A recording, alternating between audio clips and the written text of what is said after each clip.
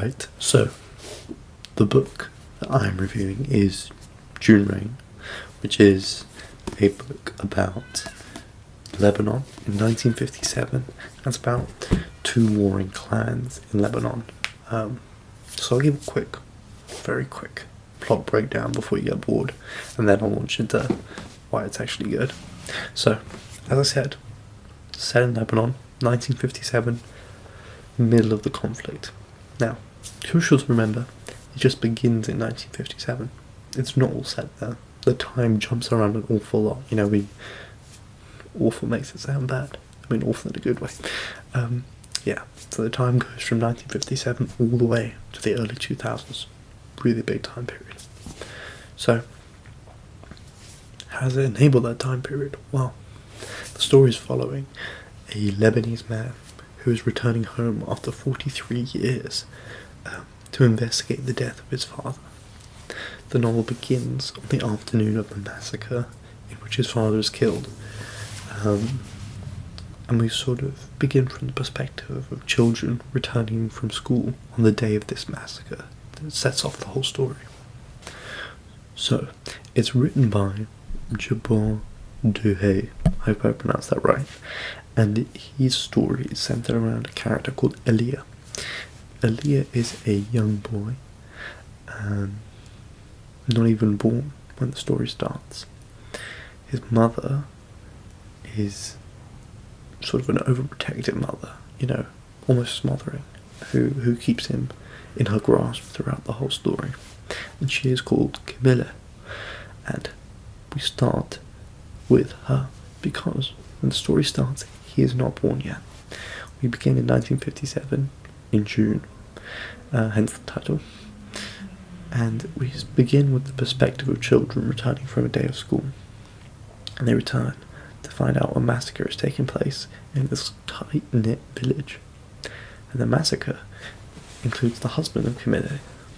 Now, the husband is dead. Camilla is grieving. And eventually we learn, even though he's died, and she wasn't aware of it, she's pregnant. Eventually she has the son. And he grows up. Now, we don't see it from the perspective of him growing up too much, because often it's the perspective of those growing up around him, and then him as an adult returning to explore what happened. But we do get the progress at that time frame, just not from him as a child, from him as an adult looking back onto his childhood. So, it's the sort of childhood that you might expect in this sort of war-torn place, because it's disparate. There's days off school, there's months off school.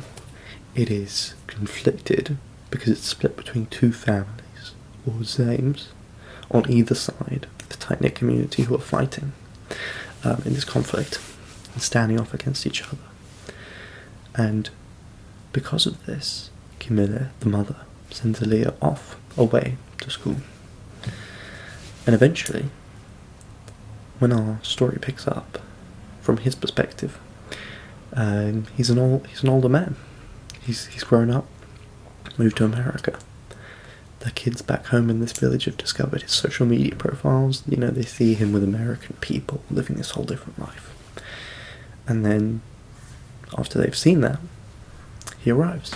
He arrives as I think it's about 40-year-old. He's looking back on his life. And he's investigating what happened on that fateful day.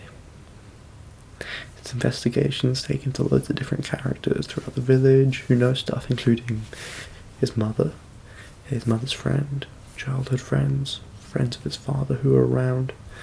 But it's not a simple investigation, because the two sides were split, completely split. Two families, you can tell by their surname who's on which side when he was growing up. So everyone's protective of each other. There's a lot of secrets, because even though it's peacetime now, everything was still in conflict. People still died then, so people are keeping secrets, and nobody knows who killed his father. And as he's exploring, we explore not just from his perspective, so we get him in the present day, searching around for answers, but we also get the people he's interviewing and their stories as they were growing up. So we get those kids who return from school on the day of the massacre. We get one of them, who's a young woman. We get her perspective of the conflict growing up, what it was like bringing food to soldiers waiting, what it was like going to school, all of this stuff, what it was like for the shopkeeper, what his life was like, what it was like for a man who had a gambling addiction. You're not stuck in the present. He's exploring this community, and we're exploring it through him, but we're not exploring it all at the same time. So, you get a slow progression through the book of moving up chronologically through the conflict, closer and closer to present day, and eventually we get to present day. He's searching for answers. Eventually, he kind of finds some, but not all that he's been searching for. His mother is struggling. By this point of the story, she's really old. She's got cataracts, but she doesn't want to have surgery, so he's staying with her during his stay in Lebanon. But he's aware at some point he has to leave. So he decides to leave eventually. But as he leaves her a notebook, a story of everything that happened leading up to the death of his father, sort of explaining it, working out what happened, because she didn't know. And eventually he gets on the plane and he leaves for New York, his home, without real answers, knowing he's leaving his home behind for good. But I think having discovered something about his home, and we've discovered something about his home from the people he's interviewed, from this variety of perspectives. It's not all serious. There's a pretty humorous undertone in lots of their characters and the ways of life, you know. So the shopkeeper, for example, we learn that when the shots are fired in this massacre, he goes to hide. Or the photographer, he's too terrified to do anything. Or the story about the sound of gunfire and how it's not scary to them because it could be a wedding. You know, there's lots of humorous moments, full of human moments. You know, it's not all serious. The story is just an exploration of these people's lives, who he's meeting as he's wandering around this village, which is called Harka. So everyone sees this story, this central massacre, in their own perspectives, and each character he's going to recalls different things, you know, as one does, recalls it in different ways, you know, the same event. And he learns a lot more than he was expecting. But that's the basic idea of what goes on. But there's more context to why that's interesting. You know, it's why would you want to hear random people's stories other than the obvious? There's more context as to why it's interesting. And that is, it's set in 1957. During that period, Lebanon is in immense conflict. That conflict runs all the way up to the 1990s. And this story goes all the way up to the early 2000s. So you live through with these people he's interviewing. He's interviewing them present day, post-conflict.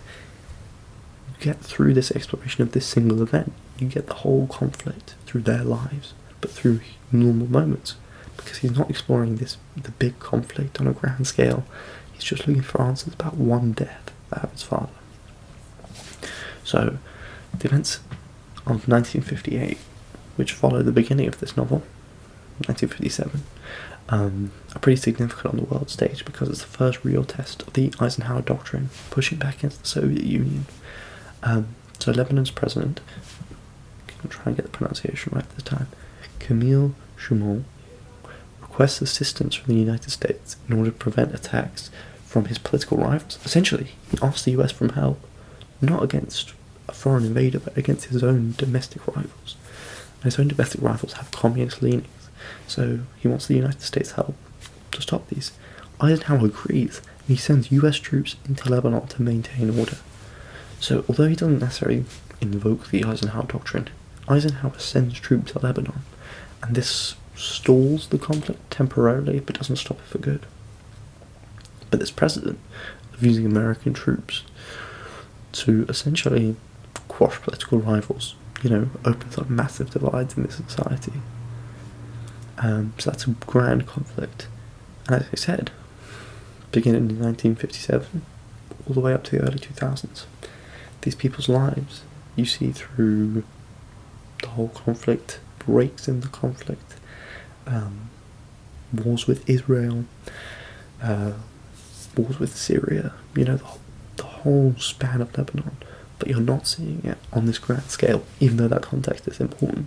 You're seeing it from the perspective of the young woman returning from school, who some days isn't going to school because there's conflict and she's making bread for this person, or the baker who brings the bread, and how he's from one family, he's on the wrong side of the village, so he has to flee. All of this stuff, the context is important, the grand context, but it's the small stuff that matters. That's important for understanding the story if you read it, but what makes it good, rather than just an interesting exploration of this particular conflict. The reason it's great, not just good, great, is because of the writing style, which is truly unique, to me at least.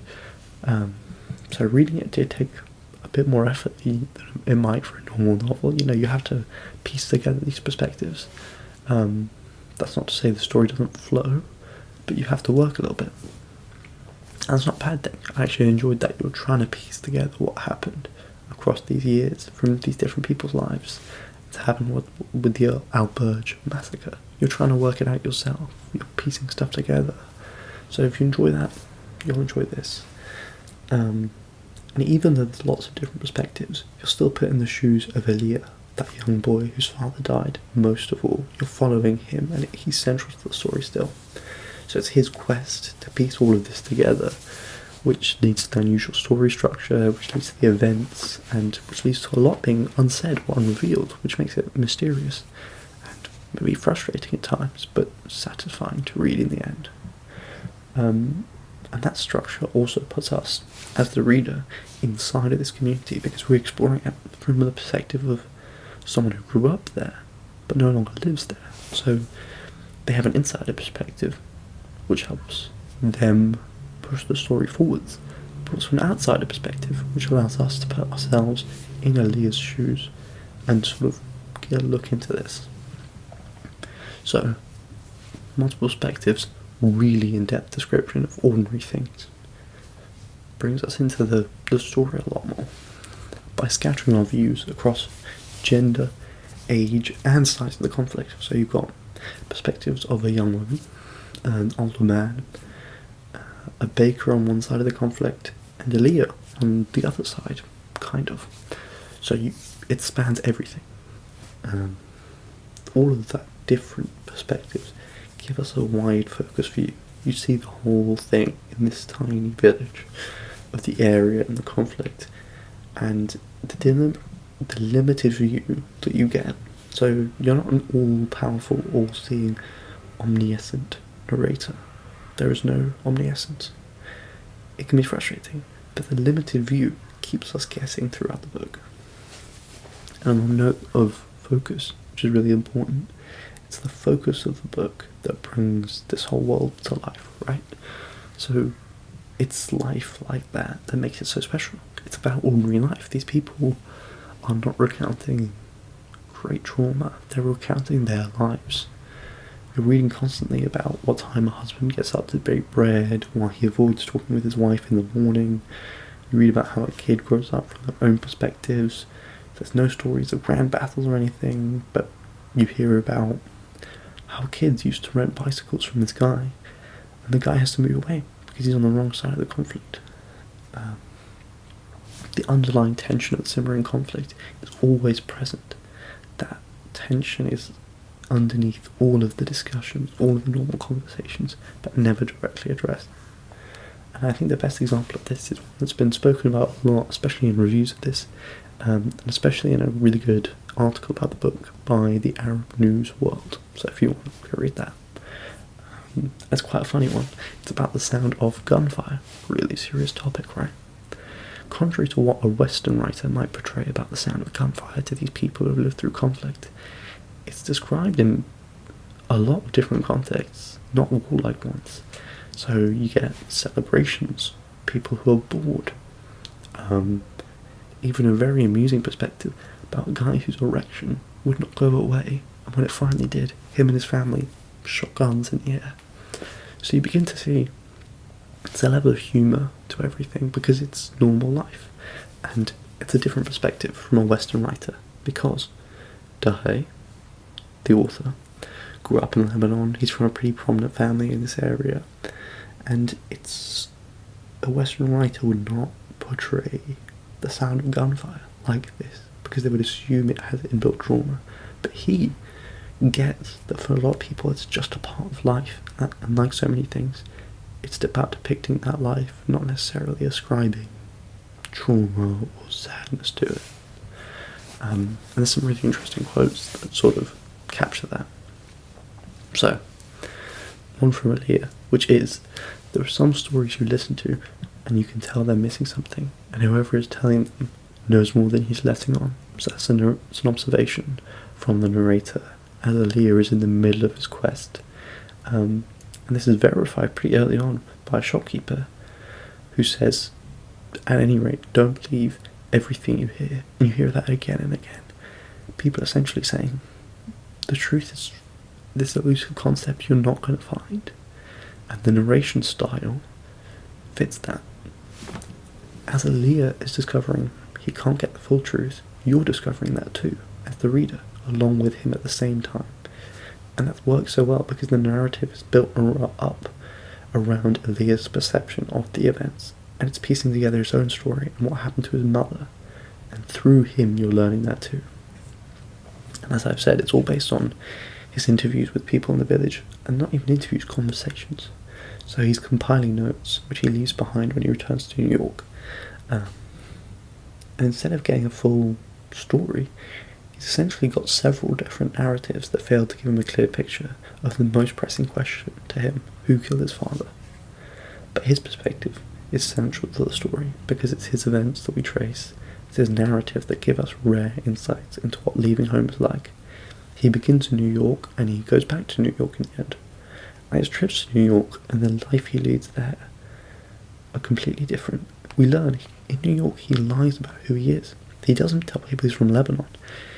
He makes up stories, these wild, fanciful stories, because we don't know. Is he ashamed of where he's from? Does he not have the truth? So maybe this is the solution. And it is eventually.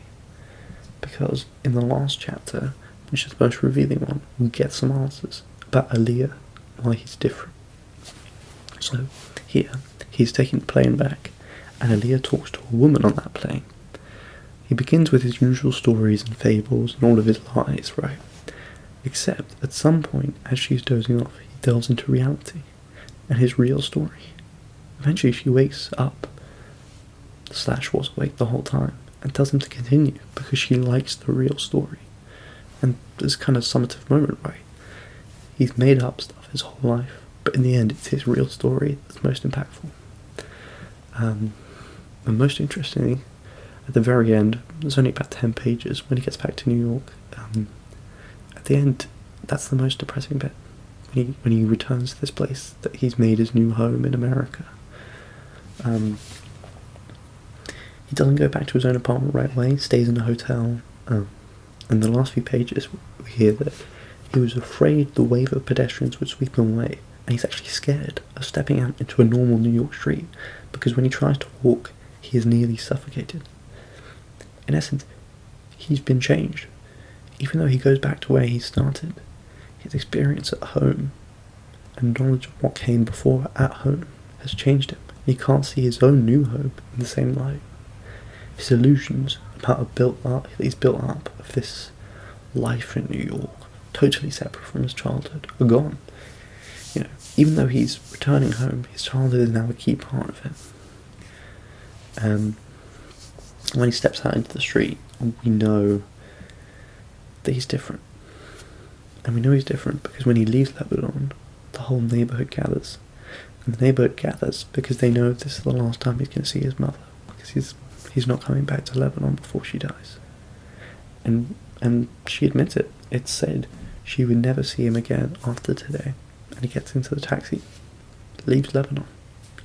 It's really final. We know she's going to die, and she's not going to see her son again before she dies. So even after searching for answers throughout this whole story, pretty tirelessly, there are no easy ones for Aaliyah, and certainly not any easy answers for the reader. However, the search is what's been transformative for him and enjoyable for us. That search is changing for him and informative, for us to read. And all the culmination of this at the end, when he realises that it has changed him, is what really pushes the book to the top for me. It's what makes it excellent, not just good. And for the unusual perspectives, the excellent descriptions of daily life, and I think the interesting message it posits, it's got to be 8.5. I mean, it's a really highly rated book, and because of the insight it offers into a place that you don't often see, and an insight from someone who grew up there, I think it's absolutely a book I would recommend. So yeah, go read June Rain if you can.